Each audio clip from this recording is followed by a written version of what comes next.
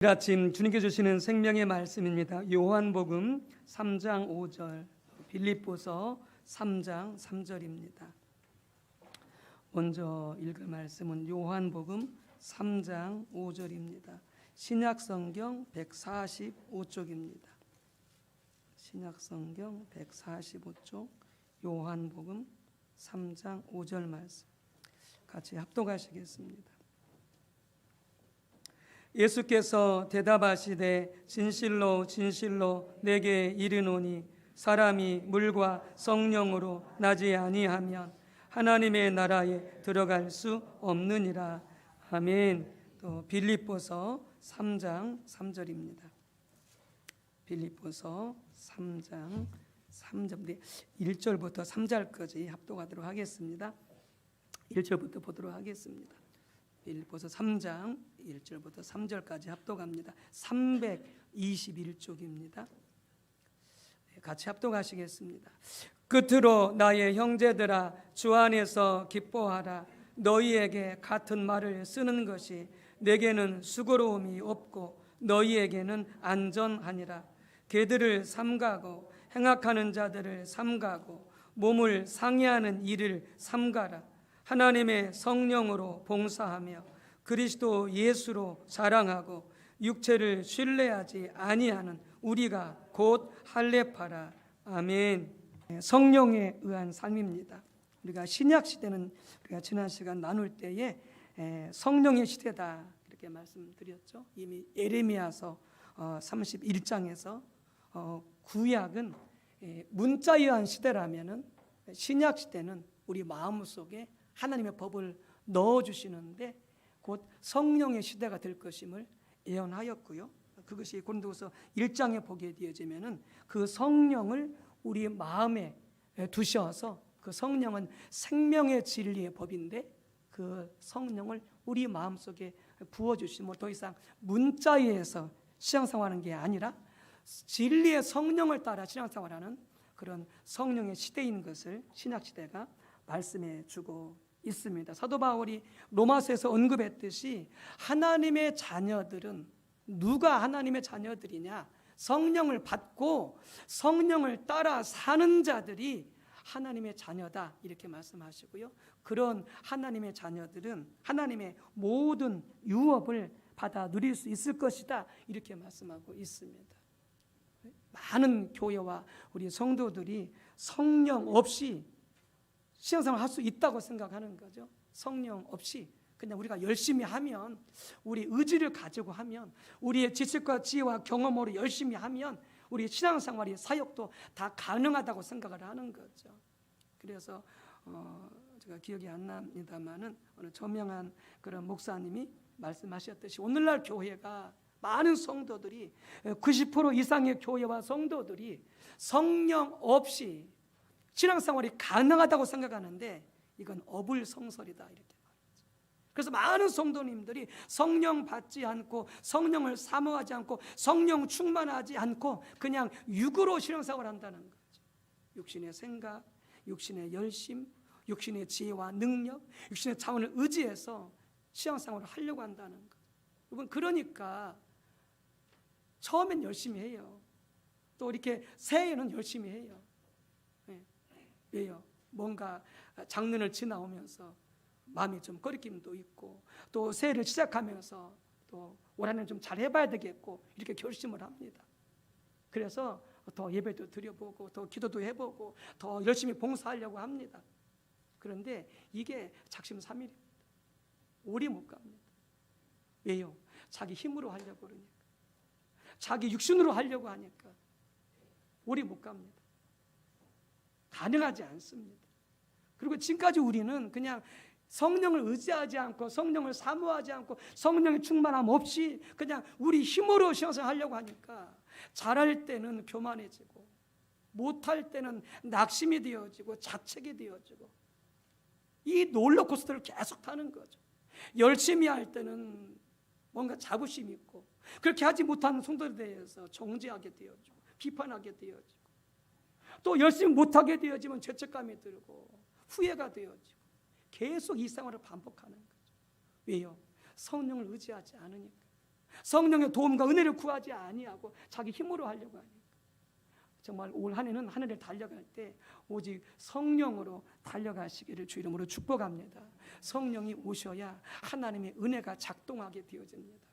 그래서 내가 할 수 없는 것을 성령이 하게 해주십니다. 성령이 오셔야 은혜가 임하는 거죠. 근데 성령이 오지 않고는 절대 은혜가 임하지 않습니다.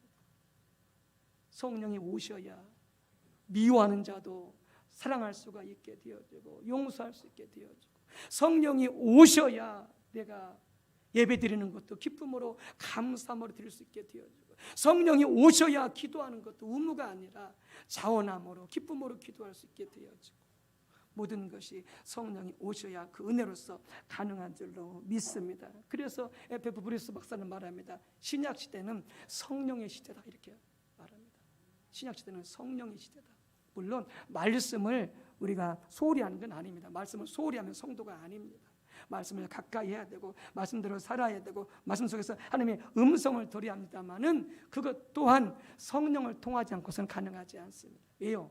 말씀과 성경의 저자가 성령이십니다. 성령의 감동을 통해서 말씀이 쓰여졌습니다. 그러니까 저자를 의지하지 않고서는 말씀을 이해할 수 없습니다. 저자를 통하지 않고서는 말씀을 깨달을 수가 없습니다. 여러분, 그러니까 우리가 오직 성령을 의지해서 말씀에 집중함으로 그렇게 달려가는 한 해가 될 수 있어야 되겠습니다. 성령을 소홀히 하고서는, 성령을 사모하고 구하지 않고서는 신앙생활이 가능하지 않다. 이런 것을 우리가 기억하시고, 여러분 반드시 성령을 의지해서 늘 충만을 구하고 성령을 구해서 하나님 힘있게 달려가시기를 주의 이름으로 축복합니다. 은혜 없이 신앙생활할 수 없듯이, 믿음 없이 신앙생활할 수 없듯이, 여러분 성령 없이 신앙생활이 가능하지 않습니다. 그래서 우리가 구원받는 것도 성령을 통하지 않고서는 구원받을 수 없습니다. 어떤 사람은 그렇게 이해합니다. 그냥 교회 다니면 뭐 구원받을 수 있지 뭐. 교회 다니면 구원받을 수 있지 뭐. 아니요. 교회 다녀도 구원 못 받습니다. 반드시 성령으로 거듭나야 됩니다. 성령으로 새로 태어나야 됩니다. 그러니까 교회 다니면서 실은 이제 장차 손가서 보게 되어지면 지옥 간 사람들이 엄청 많을 것입니다. 엄청 많을 것입니다. 교회는 다녔는데 성령으로 거듭나지 아니했기 때문에. 그래서 오늘 요한복음 3장 5절에 말씀하기에 성령으로 거듭나지 아니하면, 성령으로 다시 태어나지 아니하면 하나님 나라에 들어갈 수 없다 이렇게 말씀하고 있는 거예요. 성령으로 다시 태어나야 됩니다.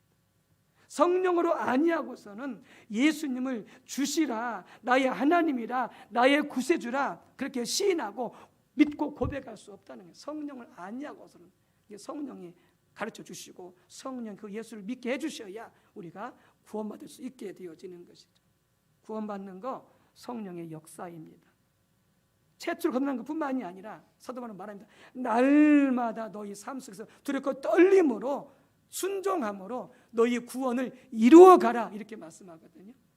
날마다 구원을 이루어가야 됩니다. 그게 성화의 삶인데요.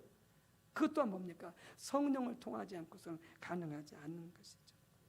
두 번째는 여러분 하나님을 아는 것도 여러분 성령을 통하지 않고서는 하나님을 알 수가 없습니다. 성경이 있기 때문에 우리는 성경을 읽고 배우고 들으면서 하나님에 대해서 지식적으로는 알 수 있습니다. 이론적으로는 알 수 있어요. 근데 결정적으로 우리는 하나님을 체험적으로 알 수 없어요. 경험적으로 알 수 없어요. 뭐가 오지 않으시면 성령이 오시지 않으시면. 여러분 그래서 사도 바울이 이 빌립보교를 향해서 에베소 교회를 향해서 기도할 때 에베소서 1장 17절에 뭐라고 말합니까? 하나님 저들에게 성령을 주셔서 저희에게 지혜와 계시형을 주셔서 하나님을 알게 해주세요 이렇게 기도하거든요. 당연히 이론적으로 알아야 되고 신학적으로 알아야 되고 지적으로 알아야 되겠지만 그건 성경 읽으면 됩니다. 그냥 공부하면 돼요. 근데 문제는 뭐냐? 하나님을 정말로 제대로 알려면 이게 경험으로 체험적으로 알아야 되는데 성령이 오시지 않고 가능하지 않는 거죠. 이건 사도 바울이 말했던 것처럼 하나님을 아는 것에서 끊임없이 자라가라 이렇게 말씀합니다. 하나님을 아는 것에서 끊임없이 자라가라 이렇게 말씀하거든요. 하나님은 무한하신 분이시거든요. 하나님은 영원하신 분이시거든요. 예. 그 하나님을 우리가 끊임없이 알아가야 되는데, 알기 위해서는 뭐가 필요하다고요? 여러분, 성령의 도움이 필요합니다. 성령의 도움이 필요합니다. 성령을 의지하지 않고서는 여러분 우리가 하나님을 알 수가 없는 것이죠. 여러분, 그래서 많은 신학교 교수님들이 공부해서 박사학위는 받았는데, 많은 신학교 교수님들이 공부해서 지식적으로는 엄청 많이 아는데, 근데 실제로는 하나님을 모르는 신학 교수들이 많다고 했잖아요. 하나님을 모르는 그런 교수들이 엄청 많다. 그래서 외국에서 공부했던 한 목사님의 예를 들게 되어지면은 공부를 열심히 한다는 거예요, 신학은. 근데 주일 되면요, 교회를 안 간대요. 그 박사들이, 박사학위를 받는 분들이 주일이면 교회를 안 가요. 그리고 뭐예요? 그냥 학문적으로만 공부하는 거예요. 학문적으로만, 이론적으로만. 왜요? 성령으로 하나님을 만난 적이 없기 때문에 교회를 안 가는 거예요. 신학 박사들이, 신학 공부하는 분들이 많은 수가. 우리나라는요, 우리나라도 마찬가지. 많은 신학교 교수님들이, 많이는 아니겠지만 적지 않은 교수님들이 11조도 안 하고 교회도 안 가고, 그리고 신학교에서 이제 앞에 목회자가 되어야 될 그런 신학생들을 가르친다고 하는 거예요. 자기도 신앙도 없으면서, 하나님을 만나지 못하면서. 여러분, 이게 심각한 거죠. 여러분, 성령이 오셔야, 성령이 임하셔야, 지혜와 계시형을 주셔야 우리가 하나님을 알 수가 있게 되어지는 것이죠. 그래서 우리도 늘 기도해야 돼요. 하나님, 저에게 성령 주셔서 하나님을 알게 해주세요. 저에게 성령 주셔서 예수님을 알게 해주세요. 저에게 성령 주셔서 말씀을 알게 해주세요. 늘 성령을 의지하시기를 주 이름으로 축복합니다. 성령을 통하지 않고서 여러분 예배도 가능하지 않습니다. 빌립보서 3장 3절 말씀에 같이 읽었습니다만, 하나님의 성령으로 봉사하며 그리스도 예수로 자랑하고 육체를 신뢰하지 아니하는 우리가 곧 할례파라, 이렇게 말하거든요. 그러니까 그 당시 빌립보 교회가 어떤 교회였느냐? 율법주의적인 교회였어요. 종교적인 교회였어요. 성령으로 예배도 드리고 예수님도 자랑하고 그렇게 했지만 그들이 뭐 했느냐? 그들이 할례를 받았어요. 그리고 율법을 지킨 일에 그들이 열심을 냈어요. 그러니까 예수 믿는 것만 가지고는 안 된다는 거야. 너희가 아브라함의 자손이 되려면, 아브라함의 복을 받으려면 너희가 할례를 받아야 된다, 이렇게 그들이 가르쳤던 거죠. 그래서 예수도 믿고 할례도 받고. 이러니까 뭐예요? 그것이 믿음이 아닌 거죠. 왜요? 예수도 믿고 할례도 의지하고, 예수만 믿어야 되는데 예수도 의지하고 할례도 의지하고, 이렇게 되니까 어떻게 되죠? 믿음이 아닌 거예요. 그럼 결국 뭐예요? 할례를 의지하는 거예요. 할례를 받아야 아브라함의 자손이 되어지고, 할례를 받아야 축복받는다고 말하니까, 믿음만 가지고 부족하다고 이렇게 이야기하니까 결국 뭐예요? 할례가 결정적인 키를 가지고 있는 거예요. 믿음이 아닌 거예요. 여러분, 예수만 믿으면 됩니다. 예수님만 의지하면 됩니다. 그것이 구원이든 복을 받는 것이든 치유를 받는 것이든 뭐든지 잘 되는 것이든 그냥 예수님만 믿으면 되는 거예요. 예수님이 십자가에서 다 이루셨기 때문에 그 어떤 것도 필요하지 않습니다. 근데 빌립보 교회는 예수도 믿고 할례도 받아라, 율법도 지켜라, 이렇게 말하는 거죠. 이렇게 말하는 거죠. 이건 그것에 대해서 보다. 그래서 그들이 말하는 거예요. 그래서 우리가 할례 받아, 이렇게 말해요. 우리가 진짜 예수 믿는 사람이다. 예수도 믿고 할례를 받는 우리가 진짜 예수쟁이다, 이렇게 말하는 거예요. 사도 바울이 뭐라고 말하느냐? 그게 아니라는 거예요. 성령으로 예배해야 된다는 거예요. 그리스도 예수를 자랑해야 된다는 거예요. 그리고 육체를 신뢰하지 아니하는 자가 그가 누구다? 그가 진짜 할례파다. 그가 진짜 예수 믿는 사람이다, 이렇게 말씀하는 거예요. 그러면서 뭐예요? 첫 번째 내세우는 게 뭐예요? 하나님의 성령으로 봉사하라, 이렇게 되었거든요. 그 봉사가 뭐냐? 예배하다는 뜻이에요. 성령으로 예배하라. 그러니까 진짜 예수 믿는 사람은 뭐다? 성령으로 예배하는 자가 진짜 예수 믿는 사람, 이렇게 말씀하고 있는 거예요. 성령으로 예배할 줄 아는 자. 여러분, 근데 이 본문 말씀에 여러분들 이 중요한 게 왜 중요하냐면요, 여러분 3장 그 1절에 빨간 글씨로 그 위에 제목에 나타났는데 뭐라고 되어 있느냐? 하나님께부터 난 의이다, 이렇게 되어 있거든요. 그러니까 믿음으로 말미암는 의, 참다운 믿음이 뭐냐, 그걸 쭉 지금 3장에서 설명해 주고 있는 거예요. 그러면서 참다운 믿음이란 하면서 뭐예요? 첫 번째가 뭐예요? 하나님의 성령으로 예배하라, 그걸 말씀하고 있는 거예요. 그러니까 믿음을 말한다면 예수를 믿으십시오, 하나님을 믿으십시오, 이렇게 말하면 끝나는 건데, 그건 그 다음에 말하고 있고, 맨 앞에 뭘 말하고 있느냐? 하나님의 성령으로 예배하시오, 이렇게 말씀하고 있는 거예요. 여러분, 그러니까 뭐 예배와 믿음은요 절대 분리가 안 돼. 그리고 참다한 믿음을 위해서도, 더 큰 믿음을 위해서도 뭐요? 절대 예배를 소홀히 하면 안 돼.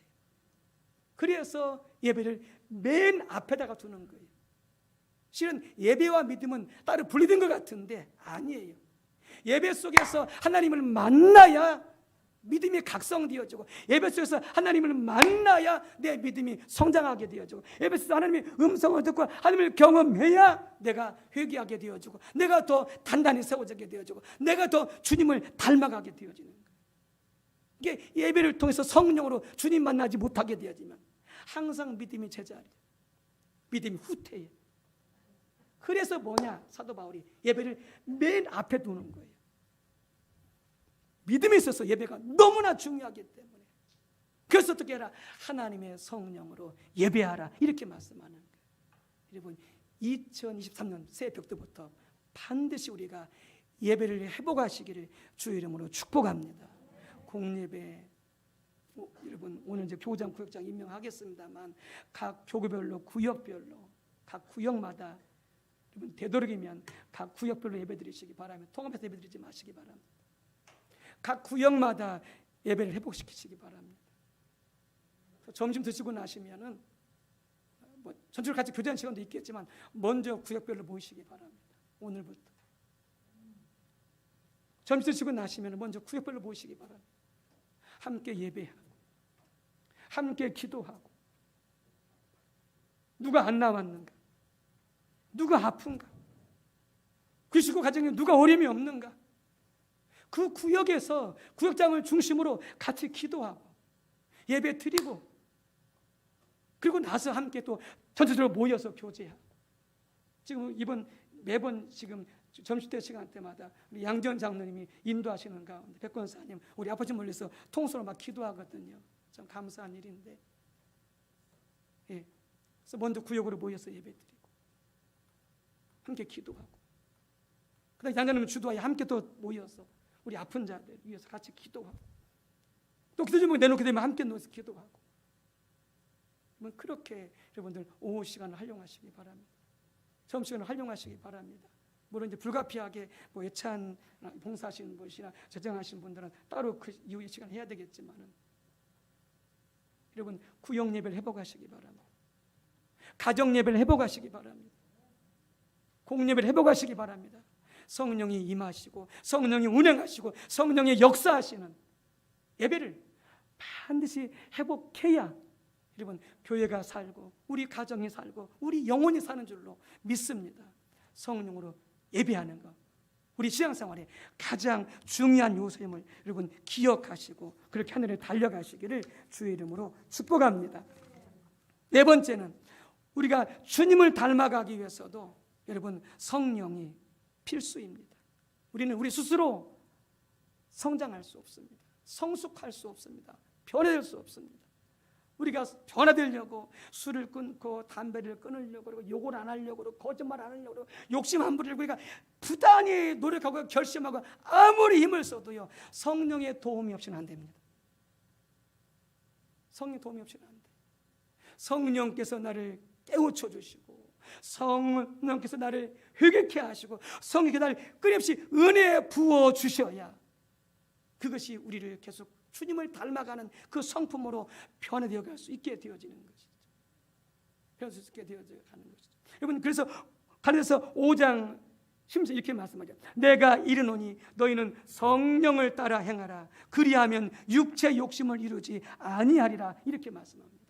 성령을 따라갈 때, 성령께 순종할 때, 성령의 음성을 듣고 따라갈 때에 우리가 내 육체가 하고 싶은 대로 욕하고 싶고 막 거짓말하고 싶고 그리고 욕심 부리고 싶고 내 마음대로 하고 싶고 이런 것들이 통제가 되어지는 것이, 이런 것들이 제어가 되어지는 거예요. 누구를 통해서? 성령을 통해서. 그래서 성령을 따라가야만이 내 육체가 내 마음이 원하고 하고 싶은 대로 그렇게 따라가지 않게 된다는 거예요. 그래서 성령을 따라가지 않을 때 내 마음대로 하는 거예요. 욕하고 싶으면 욕하고, 거짓말하고 싶으면 거짓말하고, 욕심 부리고 싶으면 욕심 부리고. 성령에 의해서 내 마음과 내 생각이 통제가 되어지고 점검이 되어지고 깨달아질 때에 내가 점점 더 예수님을 닮아가게 되어지는 것이죠. 닮아가게 되어지는 것이죠. 그래서 말씀드렸잖아요.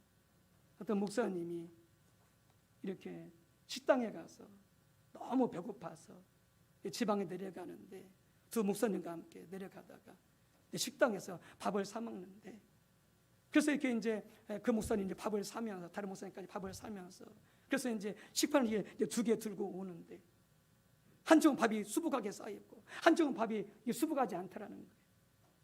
근데 순간적으로 이 목사님이 밥이 수북이 쌓여 있는 이 밥을 자기가 차지하고 밥이 적은 것은 다른 목사님한테 주었다는 거 아니에요. 먹고 나서 내려오는데요, 얼마나 양심이 찔리는지. 내가 이렇게 욕심이 많구나. 내가 이렇게 욕심이 많구나.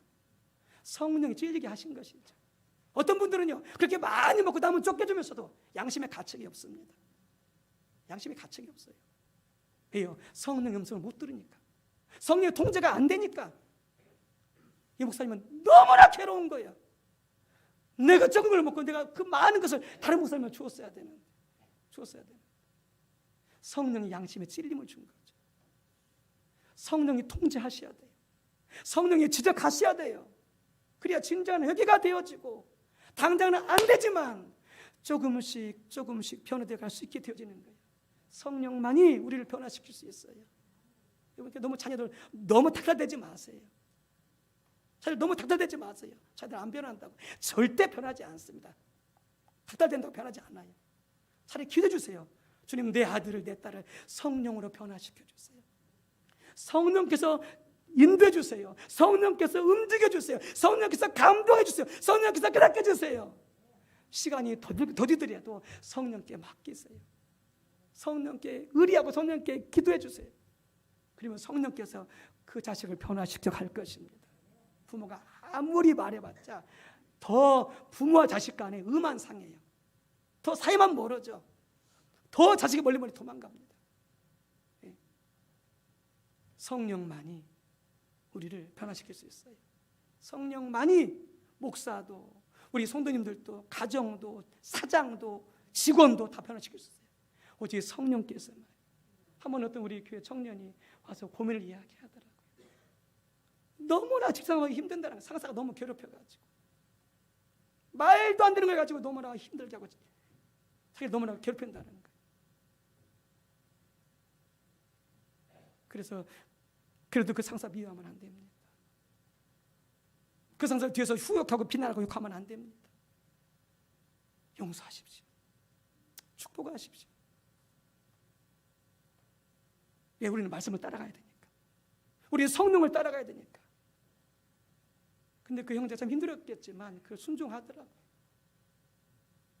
그 상사를 계속 용서하고 축복하고, 지금 이제 좋은 직장에서 지금 그 직장을 다니고 있습니다만은, 여러분, 우리가 성령을 따라가야 될 줄로 믿습니다. 성령만이 우리를 변화시킬 수 있습니다. 고린도서 3장 18절에 우리가 다 수건을 벗은 얼굴로 거울을 보는 것 같이 주의 영광을 보매 그 같은 형상으로 변화하여 영광에서 영광에 이르니 곧 주의 영 성령으로 말미암음이니라. 성령을 통해서만이 하나님의 영광을 볼 수가 있고, 그분이 정직하심, 그분이 의로우심, 그분이 사랑이 많으시고, 그분이 자비가 많으시고, 그분이 긍휼이 풍성하신 그분의 영광을 우리가 성령으로 볼 때만이 우리도 사랑이 많아지고, 불쌍히 여겨주고, 온유해지게 되어지고, 부드럽게 되어지고, 이렇게 변화될 수 있는 것이죠. 성령을 통해서 주의 영광을 보게 되어질 때 성령께서만이 우리를 변화시킬 수 있는 줄로 믿습니다. 성령을 통해서만이 우리는 또한 하나님의 일을 감당할 수 있습니다. 성령의 능력과 성령의 기름 부음과 성령의 은사와 성령의 지혜를 통해서 사역을 감당할 수 있게 되어지고요. 마지막으로 성령을 통해서 우리는 하나님의 비전을 받을 수가 있습니다. 하나님의 비전을 받을 수가 있습니다. 여러분, 비전은 우리가 하나님을 위해서 뭘 하겠다고 계획을 세우는 게 아닙니다. 그 하나님의 비전이 아니다. 많은 성도님과 목회자들이 혼동하는 게 뭐냐? 내가 하나님을 위해서 이렇게 살겠습니다. 내가 하나님 위해서 이런 일을 하겠습니다라고 계획을 세워요. 그건 하나님의 비전이 아닙니다. 성경 보십시오. 하나님의 사람들이 하나님을 위해서 내가 이와같이 하나님을 위해서 어마어마한 일을 하겠습니다라고 누가 막 그렇게 나와 있는지 보십시오. 아무도 없습니다. 노아나 모세나 아브라함이나 다윗이나 제아들이나 모두 보십시오. 그들의 비전이 뭐였습니까? 하나님이 보여주신 것이었습니다. 하나님께서 그들의 계획을 알리신 것이었습니다.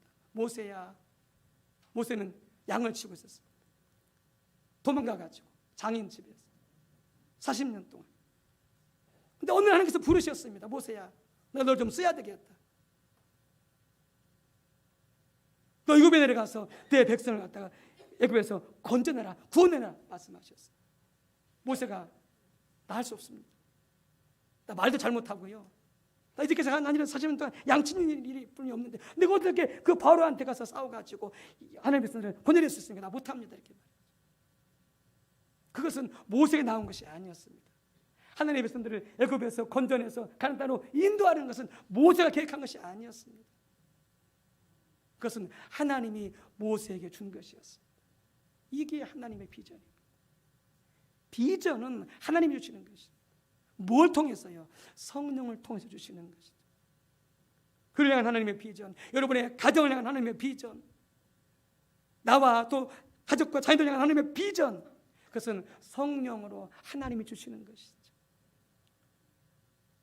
그래서 그 비전을 붙잡고 믿음으로 기도하고 순종하며 갈 때에 하나님께서 그 사람을 놀랍게 쓰시는 것이죠. 그 비전도 성령을 통해서 받는 것입니다. 모든 것이 다 하나님의 성령을 통하지 않고서는 가능하지 않습니다. 가능하지 않습니다. 여러분, 그러므로 입버릇처럼 날마다 성령을 구하시고 성령을 의지하시고 성령의 인도를 받으시길 주님으로 축복합니다. 오직 성령을 통해서만이 믿음 생활이 가능하고 사업도 공부도 직장도 인간관계도 모든 것이 성령을 통하지 않고는 가능하지 않습니다. 성령을 의지함으로 하나님 승리하시고 무엇보다 신앙 회복되어지고 믿음이 회복되어지시기를 주님의 이름으로 축복합니다.